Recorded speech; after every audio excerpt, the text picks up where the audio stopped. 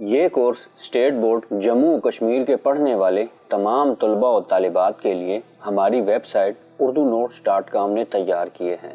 کتاب بہارستان اردو جماعت دہم سبق نمبر 17 قصیدہ شہر آشوب کی تشریح اور سوالات و جوابات۔ پہلا شعر: اب سامنے میرے جو کوئی پیر و جواں دعویٰ نہ کرے منہ میں زباں ہے۔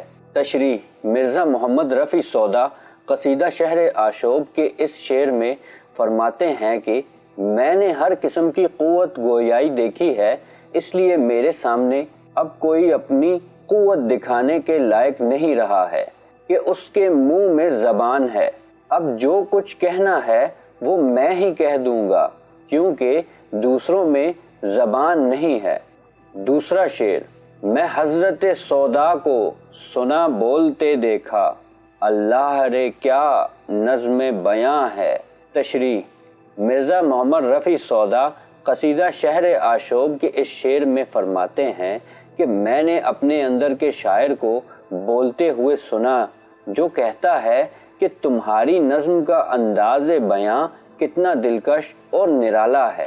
تیسرا شعر: اتنا میں کیا عرض کہ فرمائیے حضرت، آرام سے کٹنے کی طرح کوئی بھی یہاں ہے۔ تشریح: مرزا محمد رفیع سودا قصیدہ شہر آشوب کے اس شعر میں فرماتے ہیں کہ میں نے اپنے اندر کے شاعر سے صرف اتنا پوچھا کہ کیا کوئی فرد ایسا ہے جو اس دلی میں مسرت اور اطمینان سے زندگی گزار رہا ہے۔ چوتھا شعر: سن کر یہ کہنے لگے کہ خاموش ہی رہ جا، اس امر میں قاصر تو فرشتے کی زبان ہے۔ تشریح: مرزا محمد رفیع سودا قصیدہ شہر آشوب کے اس شعر میں فرماتے ہیں کہ میرا سوال سن کر میرے اندر کا شاعر کہنے لگا، بس سودا چپ رہ جا، ان کا تو خدا ہی حافظ ہے، یہ لوگ کس طرح زندگی کا سفر جاری رکھے ہوئے ہیں، یہ فرشتے بھی بیان نہیں کر پائیں گے۔ پانچواں شعر: کیا کیا میں بتاؤں کہ زمانے میں کئی شکل ہے، وجہ معاش اپنی سو جس کا یہ بیاں ہے۔ تشریح: مرزا محمد رفیع سودا قصیدہ شہر آشوب کے اس شعر میں فرماتے ہیں کہ یہاں لوگوں کے ذرائع معاش الگ الگ ہیں، یہ لوگ کس کس طرح اپنا روزگار چلاتے ہیں، اس کی کہانی آرام سے سنو۔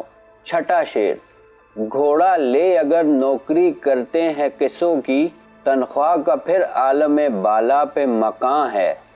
تشریح: مرزا محمد رفیع سودا قصیدہ شہر آشوب کے اس شعر میں فرماتے ہیں کہ جب کوئی کسی کے ہاں اپنا گھوڑا لے کر نوکری کرتا ہے اور اپنی روزی کمانا چاہتا ہے تو اس کو کام کرنے کے بعد اس کے مالک کی طرف سے وقت پر تنخواہ نہیں ملتی، کیونکہ وہ مالک خود خستہ حال ہوتا ہے جو خود کم آمدنی کا شکار ہوتا ہے، اس لیے تنخواہ نہیں دے پاتا۔ ساتواں شعر: گزرے ہے صدا یوں الف و دانہ کی خاطر، شمشیر جو گھر میں تو سپر بنیے کے ہاں ہے۔ تشریح: مرزا محمد رفیع سودا قصیدہ شہر آشوب کے اس شعر میں فرماتے ہیں کہ اس کی تمام عمر گھوڑے کے چارے کا انتظام کرنے میں گزری ہے، یعنی جو بنیادی ضروریات ہیں ان کو پورا کرنے میں ہی زندگی گزر جاتی ہے، جو کمائی ہوئی ہے اس سے زیادہ ادھار چکانا پڑتا ہے۔ آٹھواں شعر: سوداگری کیجے تو ہے اس میں یہ مشقت، دکن میں بکے وہ جو خریدے اصفہاں ہے۔ تشریح: مرزا محمد رفیع سودا قصیدہ شہر آشوب کے اس شعر میں فرماتے ہیں کہ تجارت کرنے کا بھی کوئی آسان رستہ نہیں ہے، کیونکہ اس میں بھی بہت محنت لگتی ہے، ایران سے مال لانا پڑتا ہے اور دکن میں فروخت کرنا پڑتا ہے۔ نواں شعر: شاعر جو سنے جاتے ہیں مستفی الاحوال، دیکھیے جو کوئی فکر و تردد کو تو یاں ہے۔ تشریح: مرزا محمد رفیع سودا قصیدہ شہر آشوب کے اس شعر میں فرماتے ہیں جو لوگ یعنی شعراء دنیا کی حالت سے بے پرواہ اور بے نیاز سمجھے جاتے ہیں۔ اب ان حالات سے وہ بھی پریشان نظر آتے ہیں۔ 10واں شعر، مشتاق ملاقات انہوں کا کس و ناقص، ملنا انہی سے جو فلاں ابن فلاں ہے۔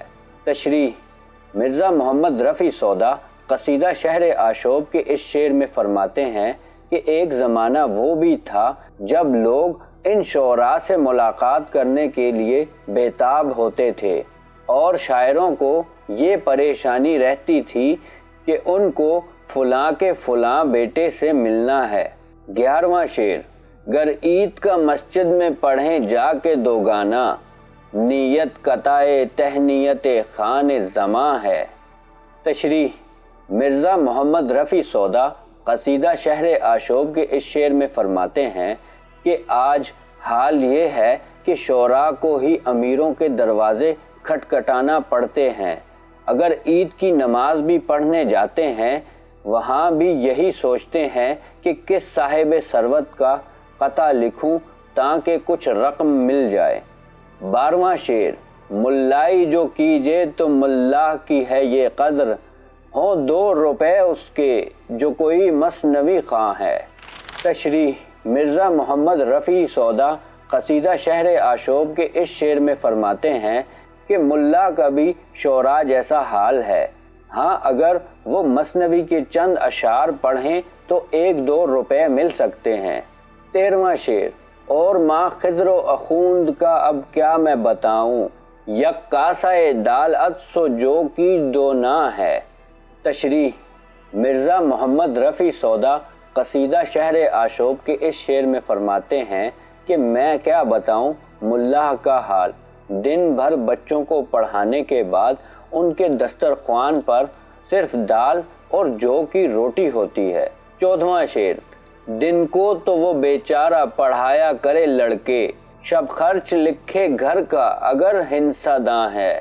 تشریح، مرزا محمد رفیع سودا قصیدہ شہر آشوب کے اس شعر میں فرماتے ہیں کہ دن بھر وہ بچوں کو پڑھاتے ہیں اور رات بھر وہ اپنے گھر کے اخراجات کا حساب لگاتے ہیں۔ اس طرح اس کی زندگی بھی پریشانی میں ہی گزرتی ہے۔ 15واں شعر، اب کیجے انصاف کہ جس کی ہو یہ اوقات، آرام جو چاہے وہ کرے وقت کہاں ہے۔ تشریح، مرزا محمد رفیع سودا قصیدہ شہر آشوب کے اس شعر میں فرماتے ہیں کہ اگر وہ آرام کرنا بھی چاہے تو ان حالات میں کہاں کر پائیں گے۔ 16واں شعر، چاہے جو کوئی شیخ بنے بہر فراغت، چھٹے ہی تو شعراء کا وہ مطعون زباں ہے۔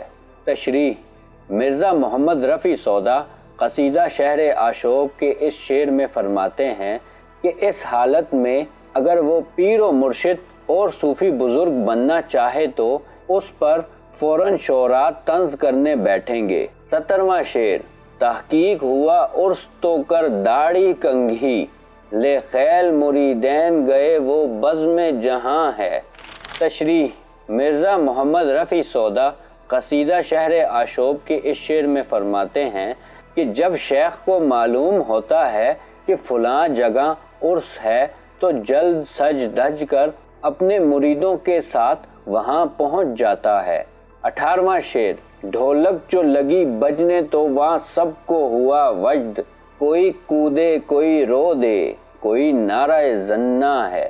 تشریح، مرزا محمد رفیع سودا قصیدہ شہر آشوب کے اس شعر میں فرماتے ہیں کہ پھر وہاں جب ڈھولک بجتی ہے تو سب پر جنونی کیفیت طاری ہو جاتی ہے، کوئی پھر کودتا ہے، کوئی رو پڑتا ہے، کوئی نعرہ دیتا ہے۔ 19واں شعر، بے تال ہوئے شیخ جو ٹک وجد میں آ کر، سرگوشیوں میں پھر بداصولی کا بیاں ہے۔ تشریح، مرزا محمد رفیع سودا قصیدہ شہر آشوب کے اس شعر میں فرماتے ہیں کہ پھر جب پیر بھی وجد میں آ جاتا ہے تو اصول وجد توڑ دیتا ہے، پھر لوگ ایک دوسرے سے سرگوشی کرنے لگتے ہیں کہ اس نے مستی میں آ کر وجد کے اصول توڑے ہیں۔ 20واں شعر، آرام سے کٹنے کا سنا تو نے کچھ اصول، جمعیت خاطر کوئی صورت ہو کہاں ہے۔ تشریح: مرزا محمد رفیع سودا قصیدہ شہر آشوب کے اس شعر میں فرماتے ہیں کہ یہاں کوئی آرام سے زندگی گزار سکے اس کی کوئی صورت نظر نہیں آتی ہے۔ 21واں شعر: دنیا میں تو آسودگی رکھتی ہے فقط نام، عقبہ میں یہ رکھتا تھا کوئی اس کا نشاں ہے۔ تشریح: مرزا محمد رفیع سودا قصیدہ شہر آشوب کے اس شعر میں فرماتے ہیں کہ دنیا میں آسودگی اور اطمینان اور سکون کبھی حاصل نہیں ہو پاتا ہے، البتہ کچھ لوگ کہتے ہیں کہ آخرت میں اطمینان و سکون ملے گا۔ 22واں شعر: سو اس پہ تیقن کسی کے دل کو نہیں ہے، یہ بات بھی گووندا ہی کا محض گمان ہے۔ تشریح: مرزا محمد رفیع سودا قصیدہ شہر آشوب کے اس شعر میں فرماتے ہیں کہ لوگ کہتے ہیں کہ وہاں سکون ہوگا اور اطمینان ہوگا، مگر مجھے لگتا ہے کہ شاید یہ ان کا وہم اور گمان ہے، کیونکہ اگر یہاں اطمینان نہ مل سکا تو پھر وہاں بھی نہیں مل پائے گا۔ 23واں شعر: یہاں فکر معیشت ہے تو وہاں دغدغائے حشر، آسودگی ہر فیس نہ وہ یہاں ہے نہ وہ وہاں ہے۔ تشریح: مرزا محمد رفیع سودا قصیدہ شہر آشوب کے اس شعر میں فرماتے ہیں کہ یہاں اگر فکر روزگار ہے تو وہاں دوزخ سے بچنے کی فکر ہوگی۔ اس طرح انسان کو کبھی آسودگی اور اطمینان نہیں مل سکتا ہے، وہ ہمیشہ بے سکون ہی رہتا ہے۔ مشق کا سوال نمبر 1، سوالات کے جوابات تحریر کریں۔ نمبر 1، سودا نے اس قصیدے میں جن پیشوں کا ذکر کیا ہے ان کی فہرست بنائیے۔ جواب: سودا نے اس قصیدے میں جن پیشوں کا ذکر کیا ہے ان میں سوداگری، شاعری، مثنوی خوانی، معلمی، درویشی بطور پیشہ، سپاہی، ملائی وغیرہ شامل ہیں۔ نمبر 2، اس نظم میں بہت سے الفاظ ایسے ہیں جن کے معنی اب بدل گئے ہیں یا جو اب استعمال نہیں ہوتے، مثلا تحقیق ہوا بمعنی خبر لگی، معلوم ہوا، ایسے کچھ الفاظ آپ بھی ڈھونڈیے۔ جواب: کسو کسی کو کہتے ہیں، انہوں کا، ان کا، وہاں وہاں، چھٹے واسطہ ختم ہوتے، یہاں یہاں وغیرہ۔ نمبر 3، شہر آشوب سے کیا مراد ہے؟ جواب: ایسی نظم جس میں زمانہ بدل جانے، لوگوں کے اخلاق و عادات بگڑ جانے، معاملات کے درہم برہم ہو جانے، شرفاء کی خودداری اور ذلیلوں کی گرم بازاری اور کسی شہر کی بربادی اور تباہ کاری کا ذکر ہو، اسے شہر آشوب کہتے ہیں۔ اس صنف کی پہچان اس کے مخصوص موضوع سے ہوتی ہے۔ اس صنف کو غزلیہ، شہر آشوب، مسدس، مخمس، مصمم وغیرہ حیطوں میں لکھا جاتا ہے۔ نمبر 4، اس قصیدے کو شاعر نے شہر آشوب کیوں قرار دیا ہے؟ جواب: اس قصیدے میں احمد شاہ ابدالی کے حملے کی وجہ سے ہونے والی دلی کی بربادی اور ویرانی کا ذکر موجود ہے اور مختلف پیشوں سے وابستہ لوگوں کی مفلسی، لاچاری اور بے کسی کا خاکہ پیش کیا گیا ہے، اس لیے اس قصیدے کو شہر آشوب قرار دیا گیا ہے۔ نمبر 5، اس قصیدے شہر آشوب کا خلاصہ اپنے الفاظ میں لکھیے۔ خلاصہ: مرزا محمد رفیع سودا نے اپنے قصیدے شہر آشوب میں دلی کی تباہ حالی کی داستان پیش کی ہے اور بڑا مؤثر انداز بیاں اپنایا ہے۔ سودا اس قصیدے میں فرماتے ہیں کہ میں نے ہر کسی کی قوت گویائی دیکھی ہے، اس لیے میرے سامنے اب کوئی اپنی قوت دکھانے کے لائق نہیں رہا ہے کہ اس کے منہ میں زبان ہے، اب جو کچھ کہنا ہے وہ میں ہی کہہ دوں گا کیونکہ دوسروں میں زبان نہیں ہے۔ آگے شاعر فرماتے ہیں کہ میں نے اپنے اندر کے شاعر کو بولتے ہوئے سنا جو کہتا ہے کہ تمہاری نظم کا انداز بیاں کتنا دلکش اور نرالا ہے۔ پھر میں نے اپنے اندر کے شاعر سے صرف اتنا پوچھا کہ کیا کوئی فرد ایسا ہے جو اس دلی میں مسرت اور اطمینان سے زندگی گزار رہا ہے؟ میرا سوال سن کر وہ کہنے لگا، بس سودا چپ رہ جا، ان کا تو خدا ہی حافظ ہے۔ لوگ کس طرح زندگی کا سفر جاری رکھے ہوئے ہیں یہ فرشتے بھی بیان نہیں کر پائیں گے۔ یہاں لوگوں کے ذرائع معاش الگ الگ ہیں، یہ لوگ کس طرح اپنا روزگار کماتے ہیں اس کی کہانی آرام سے سنو کہ جب کوئی کسی کے ہاں اپنے گھوڑے لے کر نوکری کرتا ہے اور اپنی روزی روٹی کمانا چاہتا ہے تو اس کو کام کرنے کے بعد اس کے مالک کی طرف سے وقت پر تنخواہ نہیں ملتی، کیونکہ وہ مالک خود خستہ حال ہوتا ہے، وہ خود کم آمدنی کا شکار ہوتا ہے، اس لیے تنخواہ نہیں دے پاتا۔ تمام زندگی گھوڑے کے چارے کا انتظام کرنے میں گزرتی ہے، یعنی جو بنیادی ضروریات ہیں ان کو پورا کرنے میں ہی زندگی گزر جاتی ہے۔ جو کمائی ہوتی ہے اس سے زیادہ ادھار چکانا پڑتا ہے۔ تجارت کرنے کا بھی کوئی آسان راستہ نہیں ہے، کیونکہ اس میں بھی بہت محنت لگتی ہے۔ ایران سے مال لانا پڑتا ہے اور دکن میں فروخت کرنا پڑتا ہے۔ جو لوگ یعنی شعراء دنیا کے حال سے بے پرواہ اور بے نیاز سمجھے جاتے ہیں، اب ان حالات سے وہ بھی پریشان نظر آتے ہیں۔ ایک زمانہ وہ بھی تھا جب لوگ ان شعراء سے ملاقات کرنے کے لیے بےتاب ہوتے تھے اور شاعروں کو یہ پریشانی رہتی تھی کہ ان کو فلاں کے فلاں بیٹے سے ملنا ہے۔ آج حال یہ ہے کہ شعراء کو ہی امیروں کے دروازے کھٹکھٹانا پڑتے ہیں۔ اگر عید کی نماز بھی پڑھنے جاتے ہیں وہاں بھی یہی سوچتے ہیں کہ کس صاحب ثروت کا قطع لکھوں تاکہ کچھ رقم مل جائے۔ ملا کا بھی شعراء جیسا حال ہے۔ ہاں اگر وہ مثنوی کے چند اشعار پڑھیں تو 1-2 روپے مل سکتے ہیں۔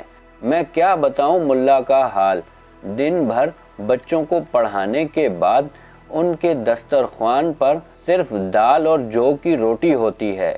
دن بھر وہ بچوں کو پڑھاتے ہیں اور رات بھر وہ اپنے گھر کے اخراجات کا حساب لگاتے ہیں۔ اس طرح ان کی زندگی بھی پریشانی میں ہی گزرتی ہے۔ اگر وہ آرام کرنا بھی چاہے تو ان حالات میں کہاں کر سکے گا۔ اس حالت میں اگر وہ پیر و مرشد اور صوفی بزرگ بننا چاہے تو اس پر فوراً شعراء طنز کرنے بیٹھیں گے۔ جب شیخ کو معلوم ہوتا ہے کہ فلاں جگہ عرس ہے تو وہ جلد سج دھج کر اپنے مریدوں کے ساتھ وہاں پہنچ جاتا ہے۔ پھر وہاں جب ڈھولک بجتی ہے تو سب پر جنونی کیفیت طاری ہو جاتی ہے۔ کوئی پھر کودتا ہے، کوئی رو پڑتا ہے، کوئی نعرہ دیتا ہے۔ پھر جب پیر بھی وجد میں آ جاتا ہے تو وہ اصول وجد توڑ دیتا ہے تو لوگ ایک دوسرے سے سرگوشی کرنے لگتے ہیں کہ اس نے مستی میں آ کر وجد کے اصول توڑے ہیں۔ شاعر مزید فرماتے ہیں کہ یہاں کوئی آرام سے زندگی گزار سکے اس طرح کی کوئی صورت نظر نہیں آتی۔